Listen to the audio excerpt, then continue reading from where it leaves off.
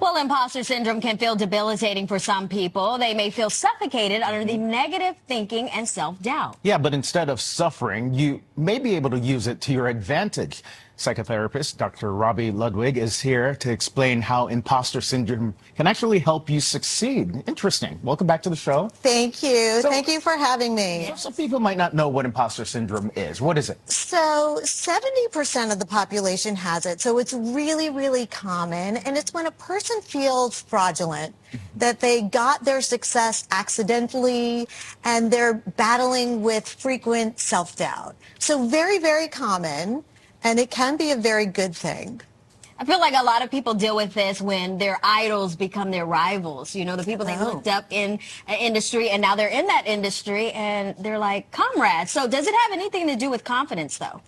You know, people say that it does, but it really has to do with fear of failure or fear of success or fear of being exposed for not being enough.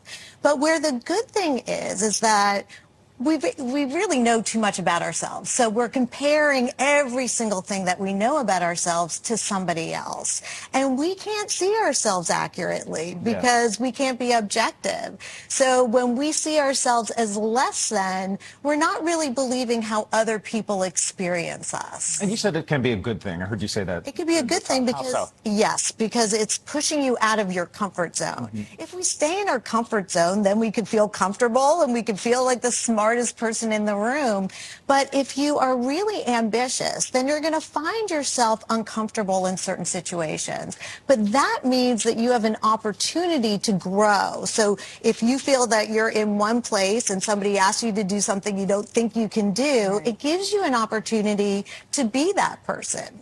I was telling Candace, like, a lot of times I get nerves, but I feel like those nerves help fuel me to do That's better. right. Like That's exactly right. So can self-doubt actually prevent someone from growing and actually pushing themselves? I think it can if people believe in the self-doubt, if they don't push themselves. So if they say, I'm doubting myself, I can't do it, and they don't push themselves, that's when it can be negative. But if they can turn it around and see it differently, see it as an opportunity to lean in and learn.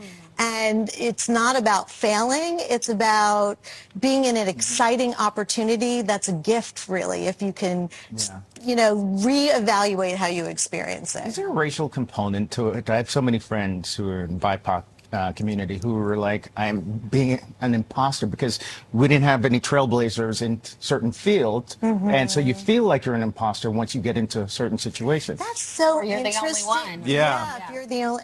I think it does help to have role models. And I would say in that kind of circumstance to trust the people around you who believe in you because they may know more about you than you know about yourself. And so to rely on that kind of support if you're feeling like an imposter. But it just means that you're putting yourself in places that you need to be, and that's very exciting.